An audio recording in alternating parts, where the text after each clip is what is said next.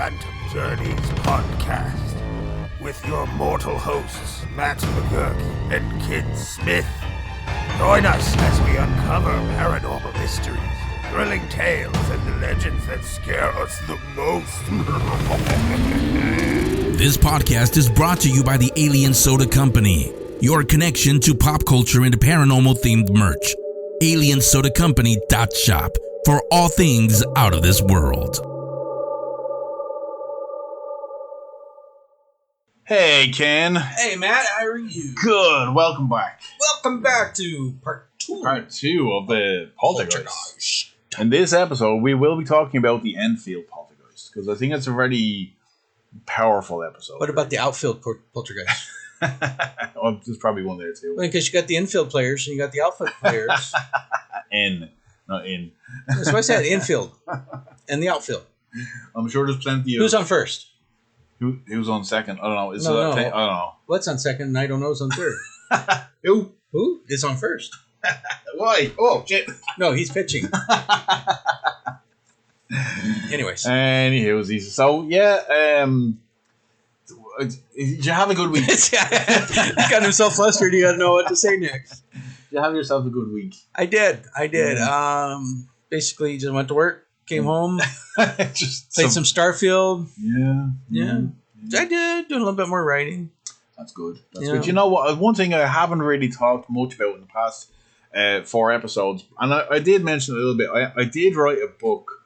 I am maybe 2 chapters to finish, and I'm ready to publish it. And I'm actually going to put it on Phantom Journeys podcast as well on the site. Oh yeah, cool. So hopefully you'll help. Have you considered, instead of self-publishing, actually put it together and send it off to a literary agent first? I wouldn't even know where to begin. I can help you. Yeah. Okay. Cool. Sounds good. Okay. Let's. Not that I'm want to withhold it from everybody, but if you can get a literary agent and then it gets picked up by an actual publishing company. That's true. That is really and I'm good. Speaking from someone that's done self-publishing. Yeah. You're on a better route that way. Absolutely. I have self-published personally before, but we have to cancel that one. But yeah, I've self-published my novel, and I went through a company that printed it for me, but to get it, I just can't just put it out there for people. So even though I own it all, so I'm just saying that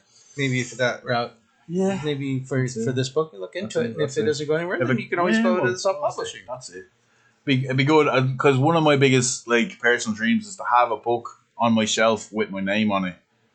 Yeah. And while I did get that kind of goal done, some stuff happened and I had to pull it. So I don't even like to look at that book anymore. So it's kind of a bad experience. But from having that experience and having a book that's still available on Amazon, if people wanted to go check it out, I'm right under the name Chester Quinn, and the book's name is The Airship Artemis. That's right, yeah. How was that doing?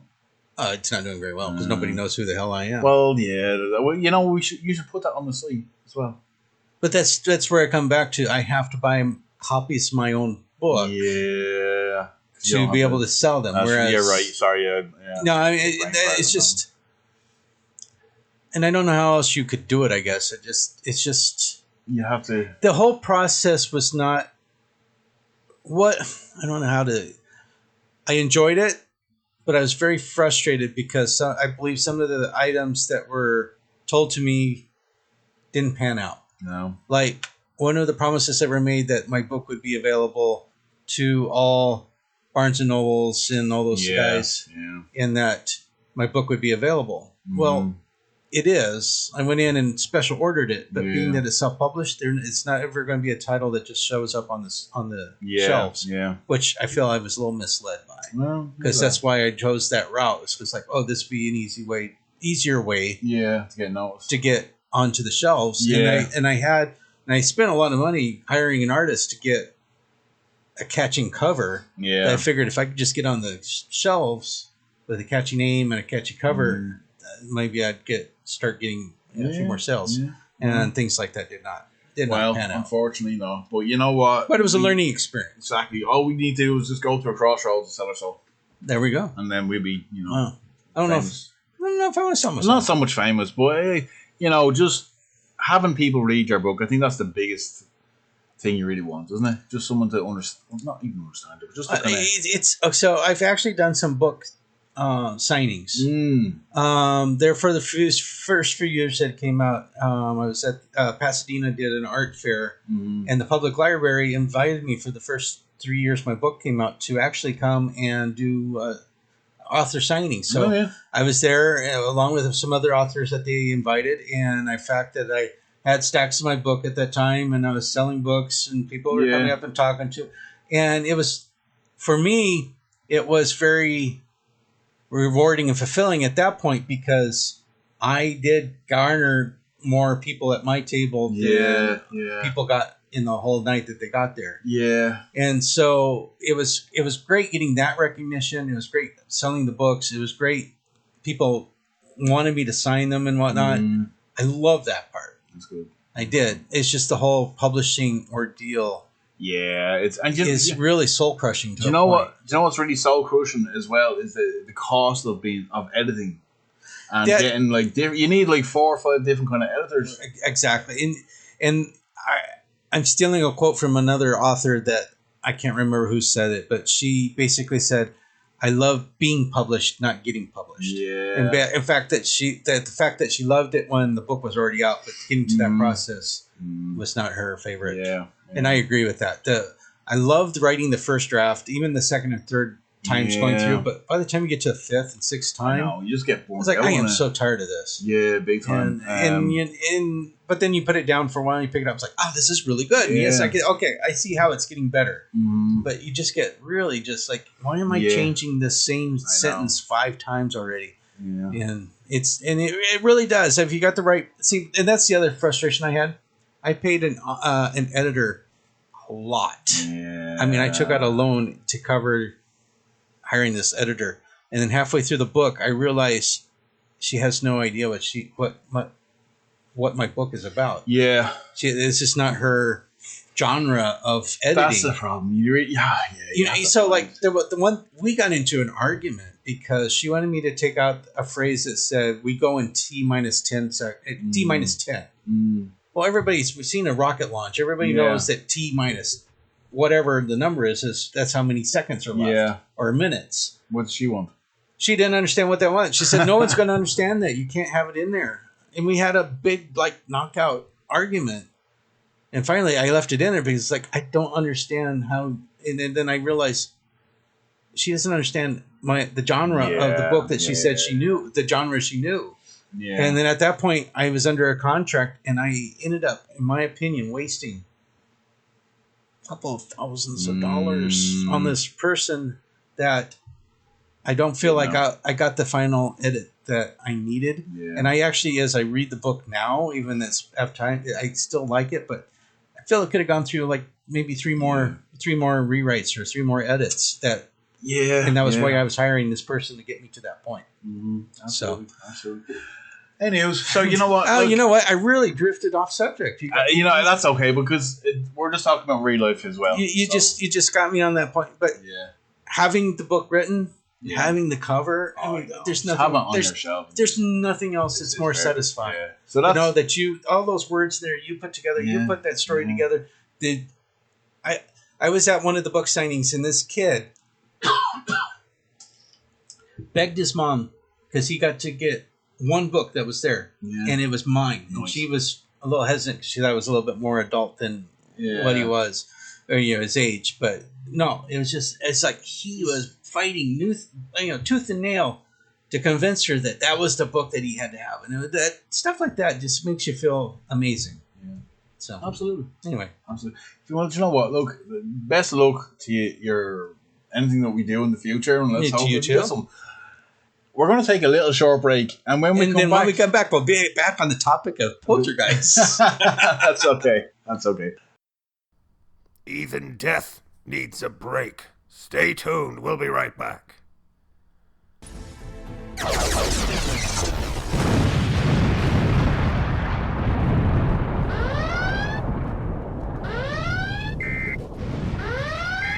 Warning. Warning. Alien Soda Company has interrupted this broadcast with an important message. Alien Soda Company is your connection for pop culture and paranormal themed shirts, posters, mugs, art, and so much more. Alien Soda Company has the merch you've been looking for. AlienSodaCompany.shop. That's AlienSodaCompany.shop. For all things out of this world. Use coupon code PHANTOM for 10% off your entire purchase. And we're back. And another thing. I'm joking. I'm not going to mention any more about books. So this episode is mainly based on the house on Green Street, which you'll know the title of as the Enfield Poltergeist. Ooh. Now, if you don't know that title, where have you been? Under a rock. Under a rock. Under. I said under. I know you said under. I said under. Oh, I was like. Anyway, I was going to say let's pull up and Google Maps that address real quick and see if what's a house looks like today. That's true. We'll do that now. We'll do that. Nondescript. I think it's this house. The one that looks different from everyone else's. With all this. Oh, the cameras. Oh my god. Oh my god. There's like 1, 2. Well, I don't think. 3. I think that's an immersion. But okay, there's 1, 1, 2. 2, These are 4, cameras. 5, 6, 7. Did you got that one? I think so. There are 7 cameras. Jesus. Just around the front door. That's an antenna. I counted that one. Okay. Yeah. Wow. And then compared to like.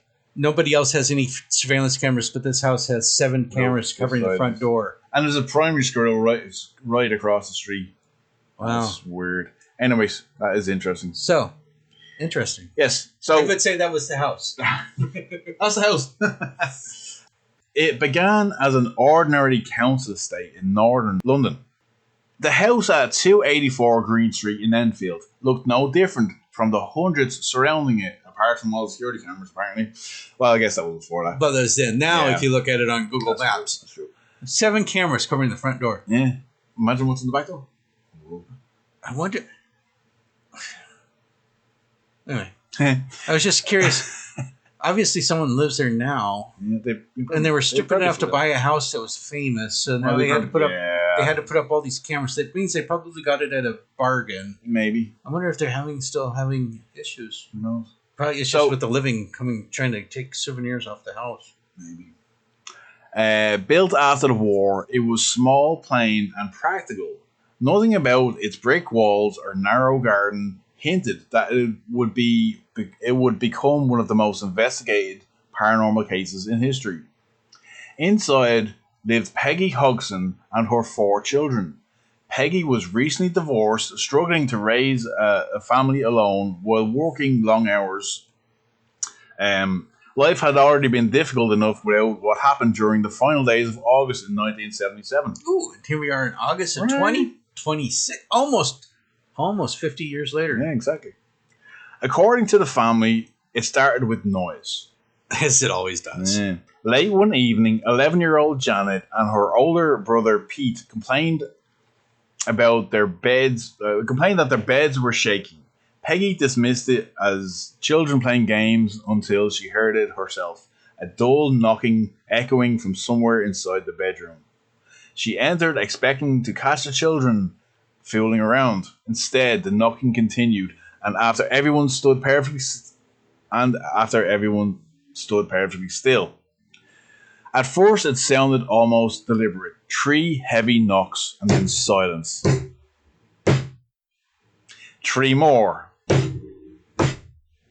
Peggy searched the room, checking the windows, the pipes, and even the walls shared with the neighbours, but nothing explained the sound. Whatever was causing it seemed to have moved around the room, always out of reach. Can you imagine being the neighbors? I know, right? You're sharing a common wall, and one day Peggy shows up. Excuse me, have you been banging on the wall? And you're like, why would I be banging on your wall? Yeah. Well, we're hearing banging on the wall. Well, I'm not banging on your wall. It can go on several ways where they get mad at each other. You're like, let me get this straight.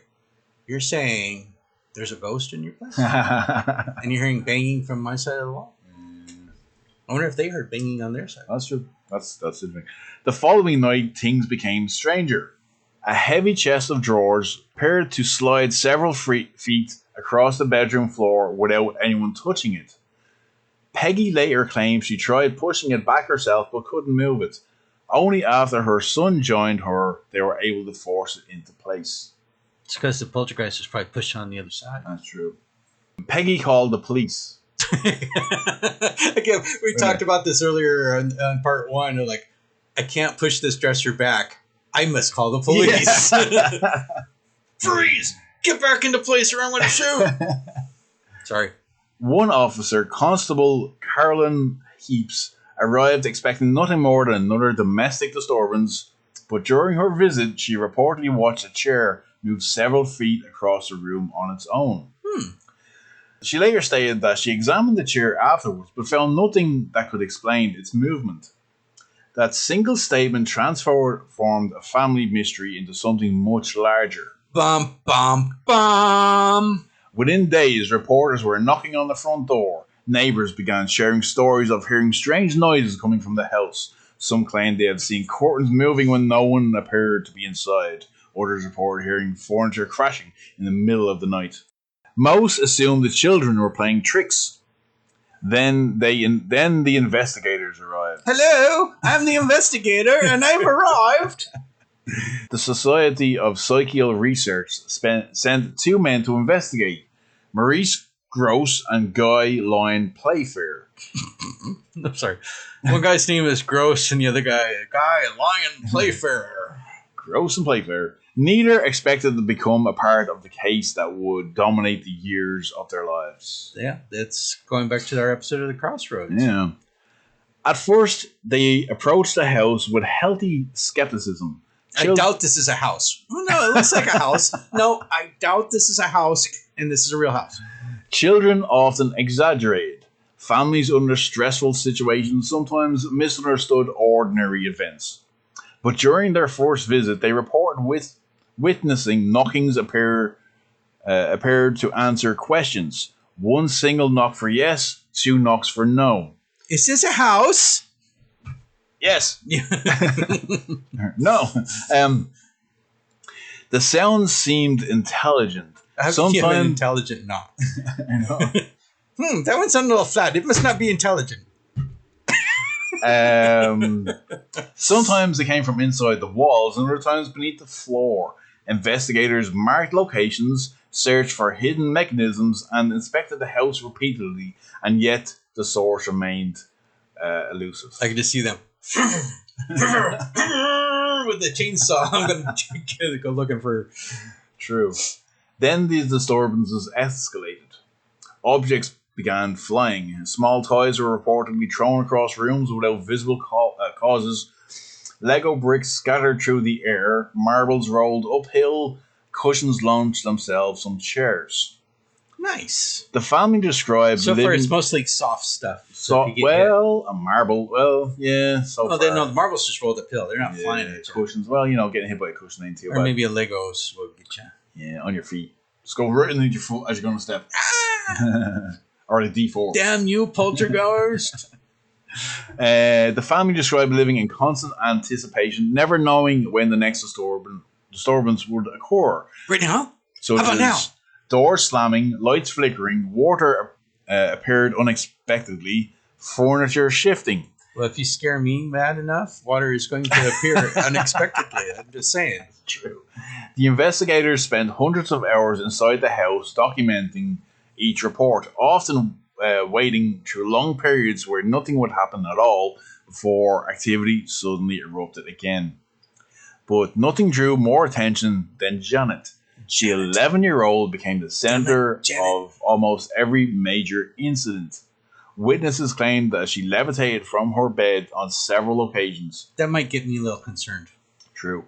Photographs captured her airborne, seemingly suspended above the mattress with her arms outstretched.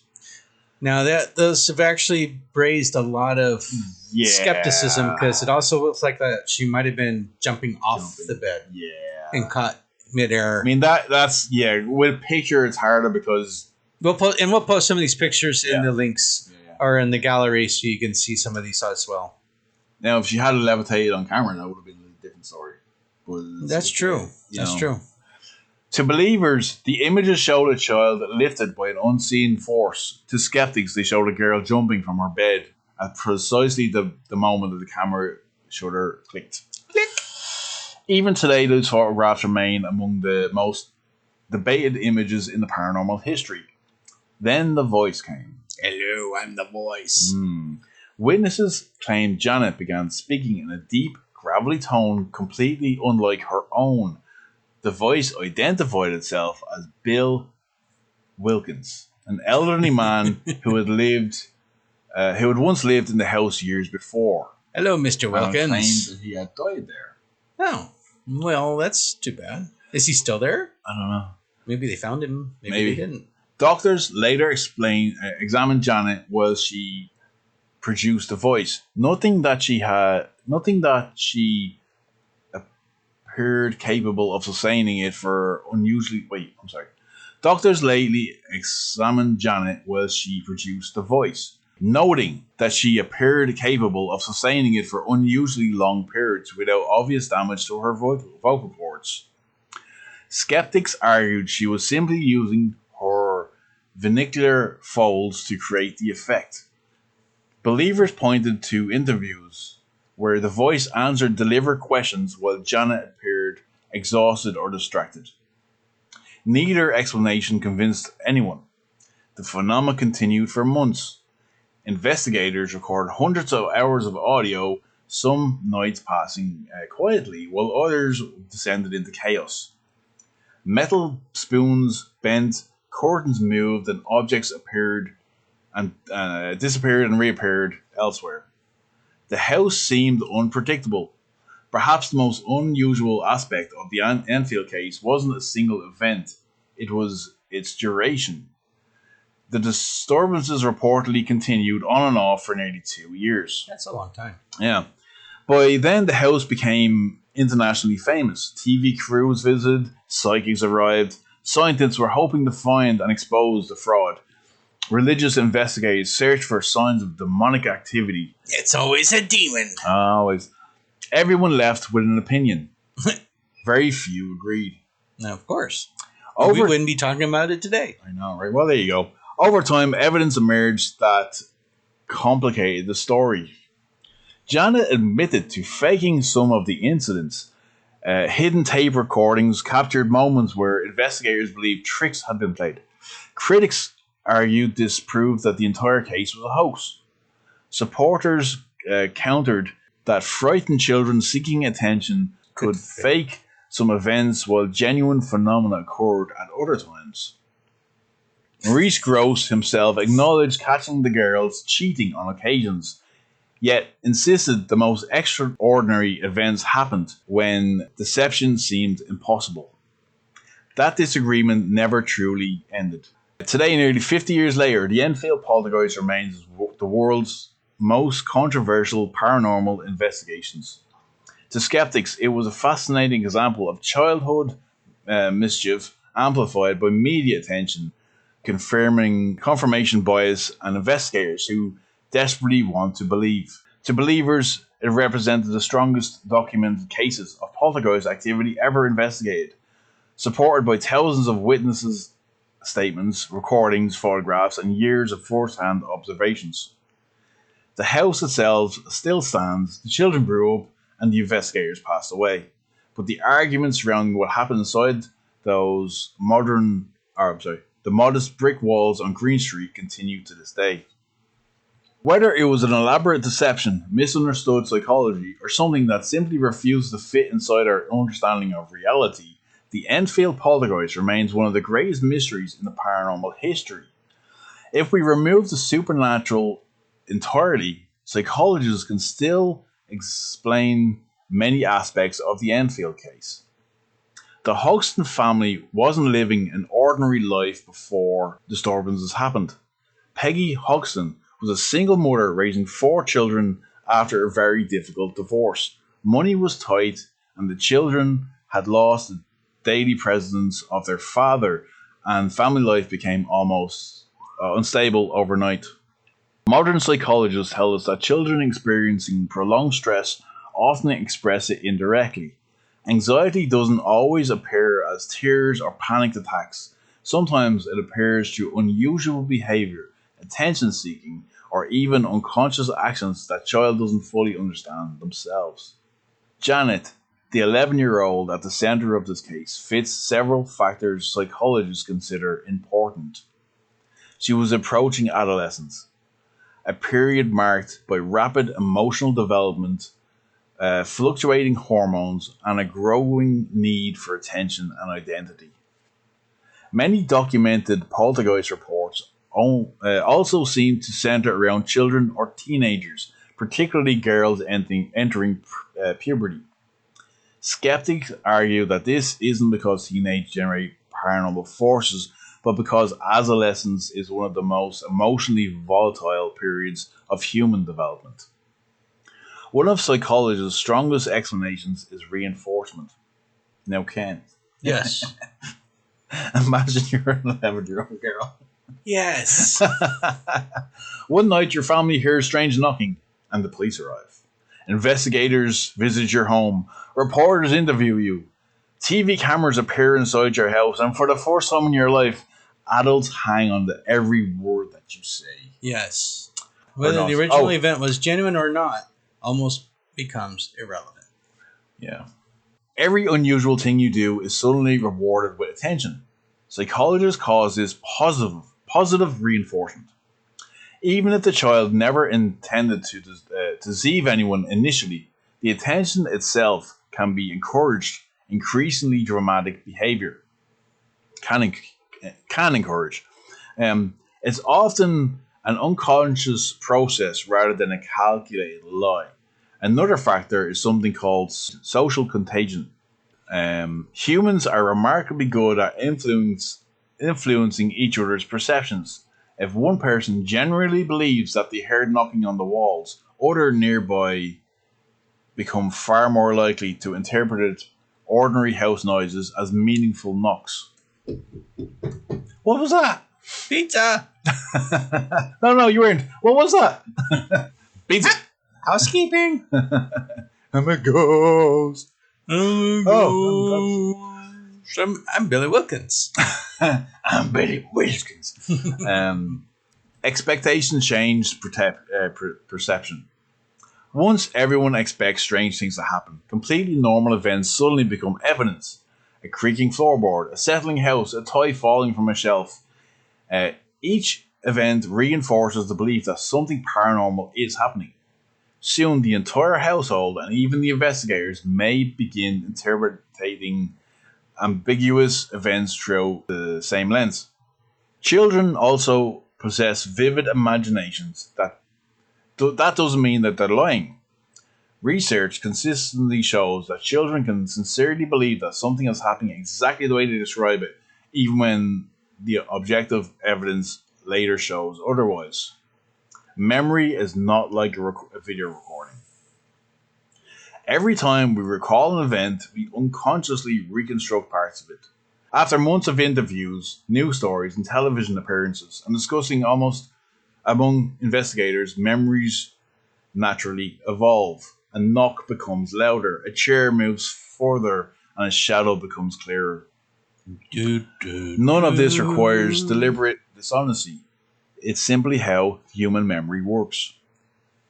One of the biggest challenges for believers came when Janet later admitted that she had faked some of the instances. Secret recordings also caught the girls bending spoons, making knocking noises, and throwing objects during certain investigations. For the skeptics, this was a smoking gun. If they cheated once, why should we trust anything else they said? But supporters point to something interesting. Maurice Gross and Guy Leigh Playfair both acknowledged catching the girls cheating, yet neither investigator abandoned the case. Their argument was simple. Children who believe adults expect paranormal activity might fake small events while nothing is happening, but that doesn't automatically explain every reported incident. In this controversial position, but an important distinction, perhaps the strangest aspect of the Enfield case is Janet's deep, gravelly voice. Psychologists don't necessarily see this as supernatural. Extreme stress can sometimes produce distortion, a state where people temporarily separate from aspects of their normal awareness. Some individuals unconsciously adopt different voices, personalities, or behaviors. I do that every time we come onto the show. I get different personality and a different voice. Exactly. Because usually in real life, Ken's like, "Hey everyone, how y'all doing?" Oh man. Other developed psychogenetic symptoms with no physical cause, while uncommon, these phenomena are well documented. Combined with Janet's ability to manipulate her vocal cords, many psychologists believe that Bill Wilkins' voice can be explained without provoking spirits. Another psychological factor often overlooked that is the investigators themselves. Maurice Gross had recently lost his daughter in a tragic accident. Oh, that's too bad. Yeah. Some critics have suggested that his personal loss may have made him more open and believing that consciousness survives death. This doesn't imply dishonesty. It simply illustrates that something psychologists call confirmation bias. Once we begin to favor one explanation, we naturally pay more attention to the evidence supporting it, while unintentionally overlooking contradictory evidence. So I can see where they're saying there that he wanted it to be real so bad. Yeah. That maybe he overlooked some things when he did catch them cheating or whatnot. Yeah. Looking only through the lens of psychology, the Enfield case doesn't require ghosts. A family under immense stress, an adolescent girl craving attention during a turbulent period in life, positive reinforcement from investigators and the media, and normal household noises interpreted as meaningful noises from ghosts.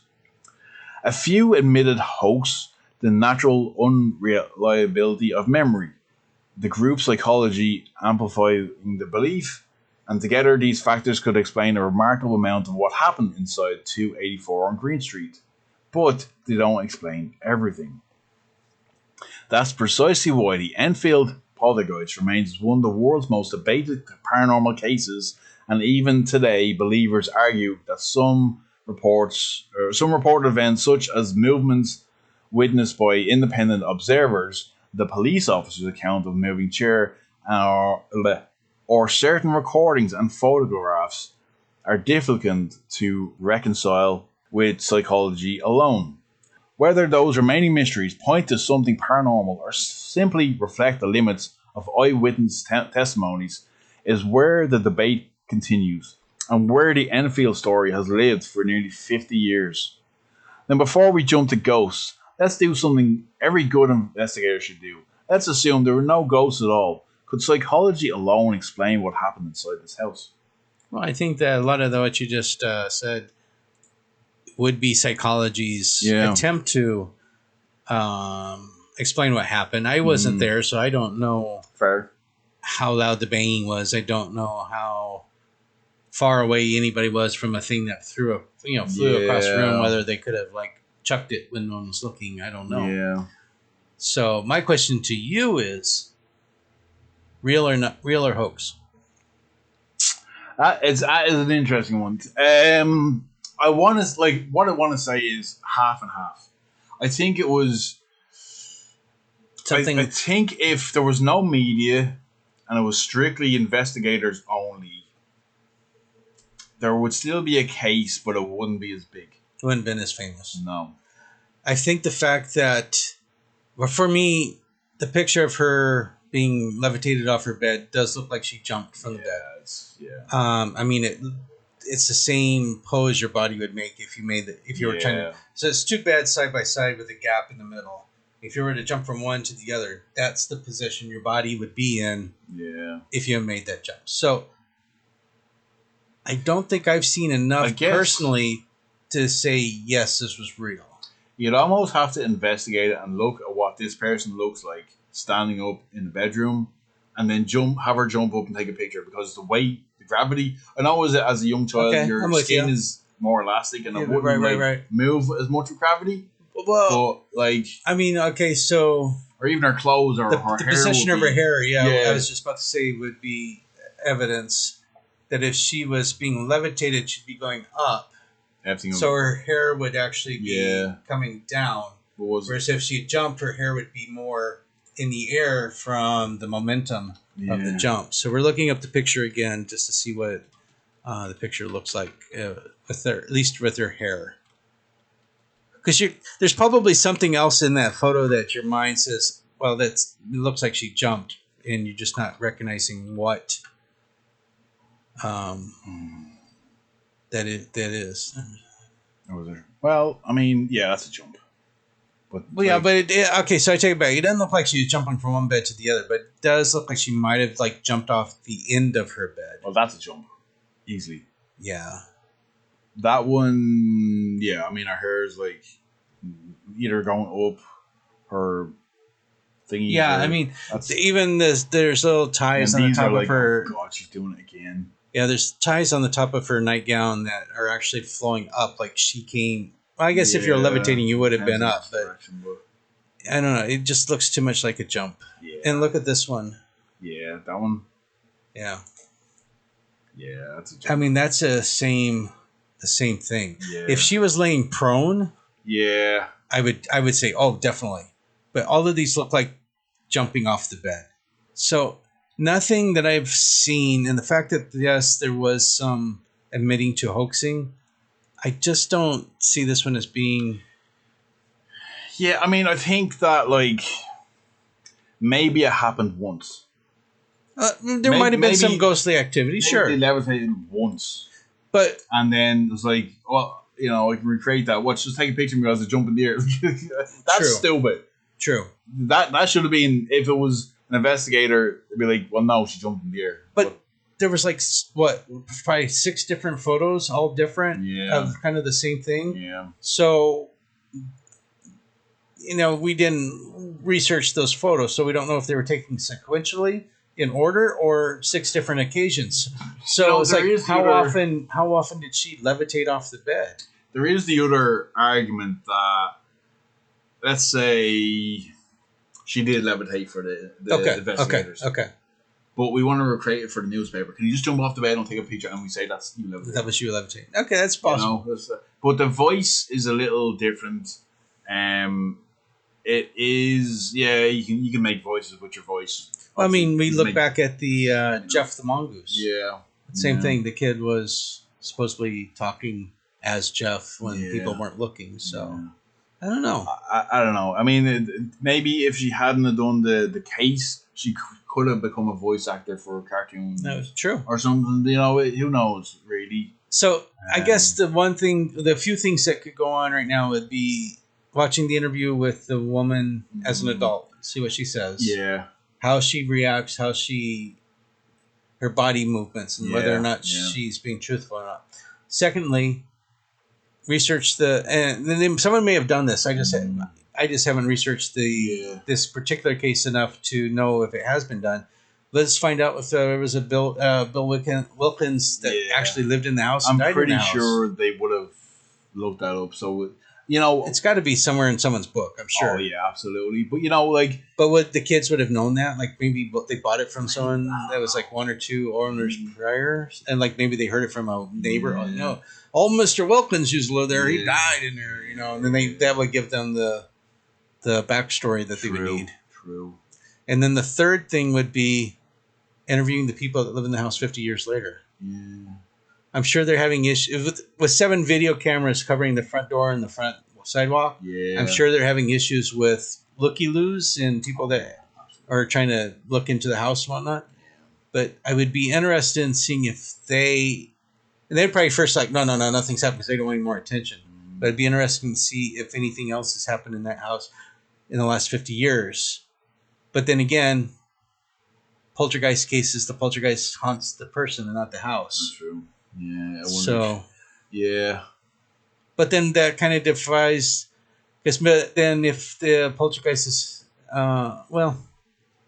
it was centered around Janet. I was going to say then it kind of disproves Bill Wilkins' claim that he was a ghost because, I mean, I guess it'd have to be a ghost to be. See, it gives you a lot to think about. It does. It really does. And it is an interesting... I haven't heard it for a little while of the audio, but I think I would like to throw a little bit of audio in here as well, if I can. I'll probably put it in the middle somewhere, but it's always in the middle. Always in the middle. Well, Ken, that was interesting. So, but you're saying that you kind of believe, but not fully believe. I mean, the more I think about it, the more skeptical I become of it.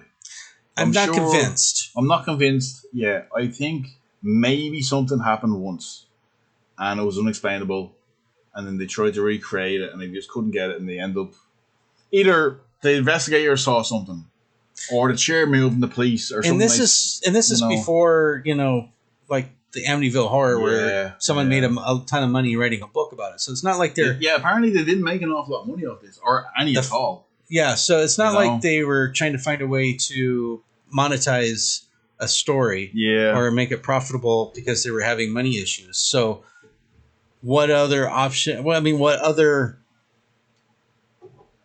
motivation is there? Yeah. There really isn't, other than, those are the weird people that live down in that haunted house. Yeah. I don't know. Maybe.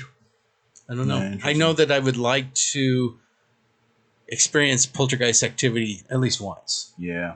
And I believe That's have to some degree. Bucket list for me. I believe I've been around places where I've seen something move a little bit on a table. Yeah.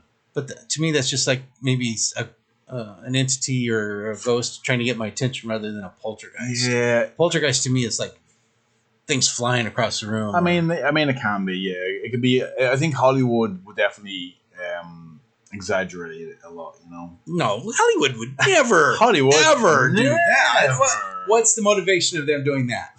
What, to sell more movie tickets? Come on. No. Sell DVDs, T-shirt, merchandise? No, nobody buys that stuff. Not a thing. $80 popcorn bucket when you go to the movie because it's shaped like the Trojan horse. That's crazy. Anyway.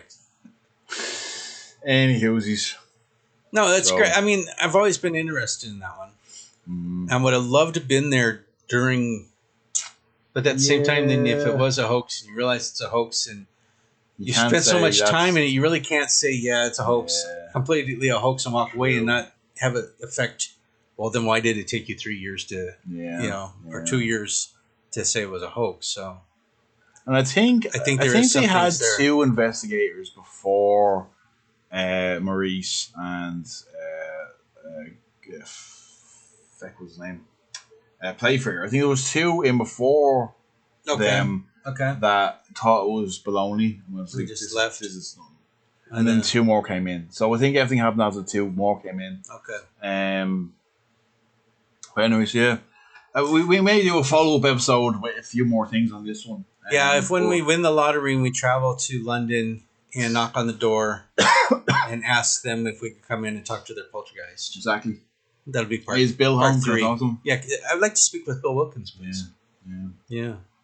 And then it turns out the person that answered the door is Bill Wilkins. Dun, dun, dun.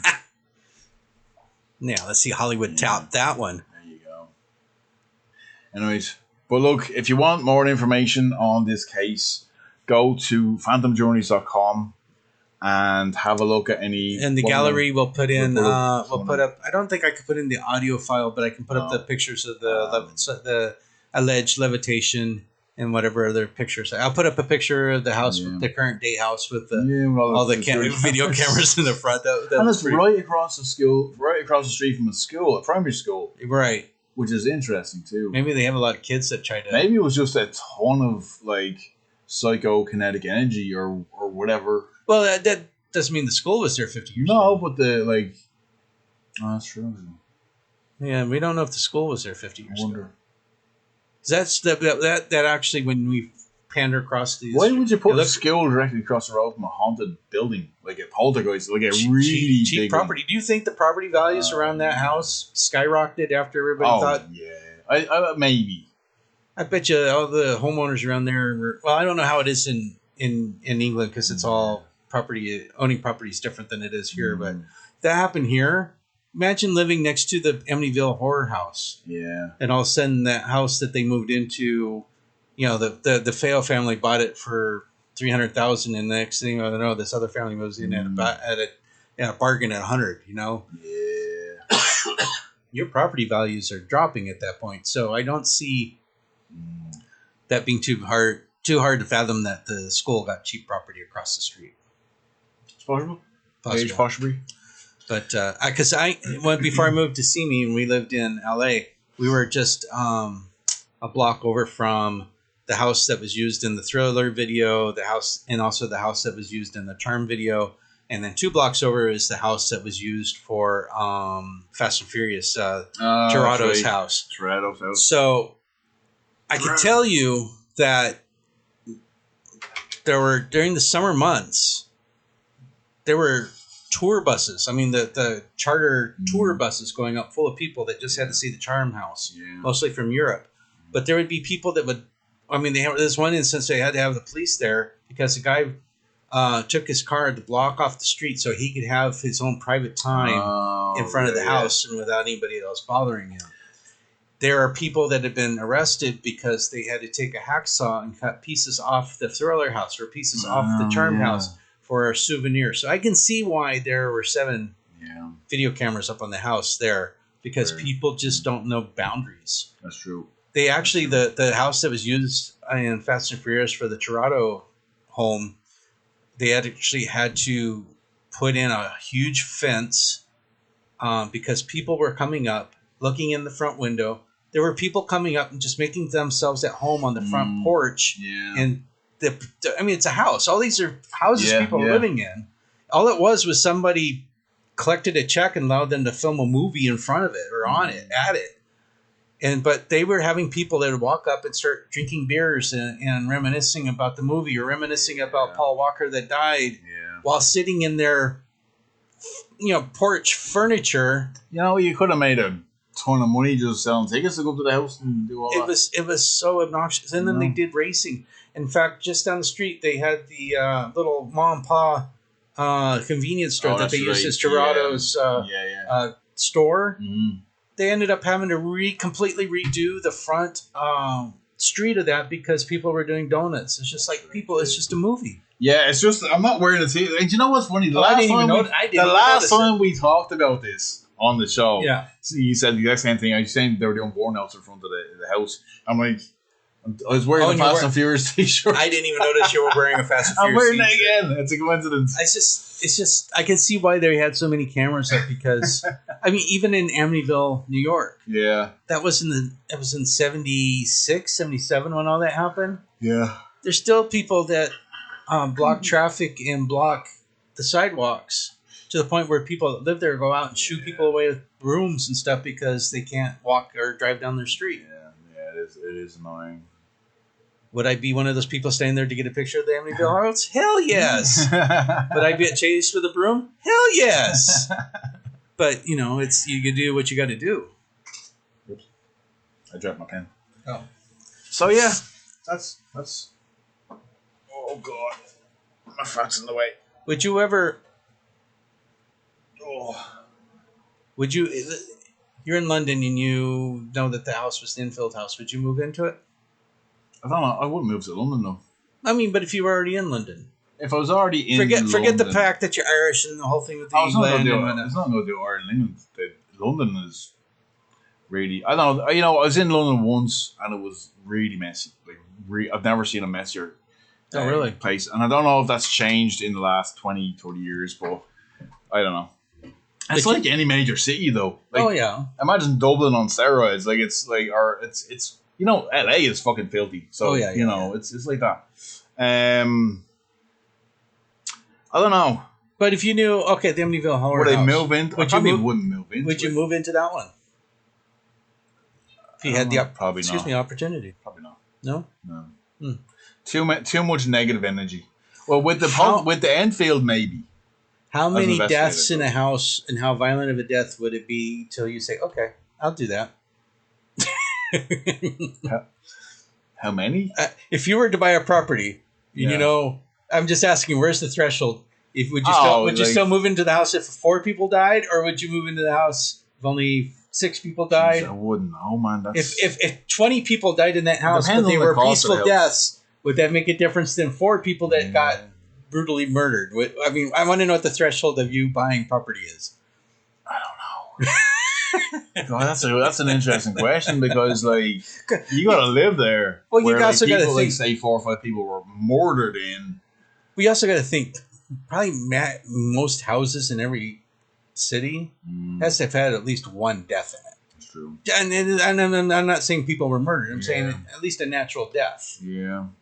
I think we would all be surprised how many houses have multiple deaths in it, just from natural causes. Yeah. I'm not saying murder or suicides or anything. Just people die of natural death.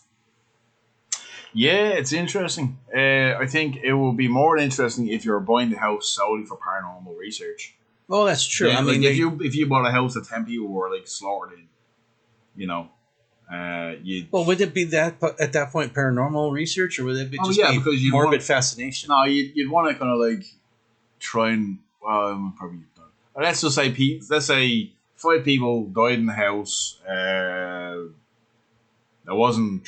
Two were natural causes. 3 were hideous chainsaw murders. 1 more than 3 people and 1 died natural causes. No, no, it would be interesting too. Because I can tell you the house that I'm in right now. Yeah. And I know this for a fact. 2 people have died in that house, and there were people I knew. They died of old age. Yeah.